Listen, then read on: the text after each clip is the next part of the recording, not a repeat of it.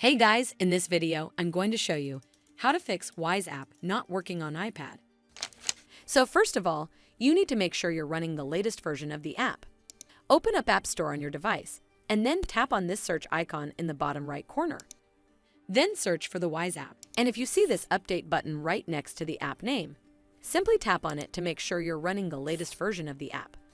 But if you still encounter this issue, then you need to clear App Cache. Go to your device settings and then scroll all the way down to General and tap on it.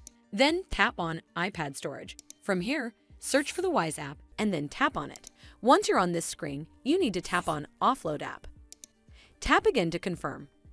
It'll take a bit for processing, and then a Reinstall button will show up. Simply tap on it to reinstall the app. This should fix the issue, but if it doesn't, then you need to completely reinstall the app. Follow the on-screen instructions to navigate all the way to the app page. Once you're on this screen, tap on Delete App to uninstall the app from your device. Once uninstalled, you need to open up App Store and then search for the Wyze App right over here in the search bar, and then click on this Get button to install it back on your device. Well, that's how you fix Wyze App not working on iPad.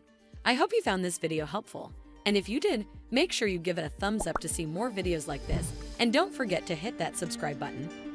We'll see you in the next one.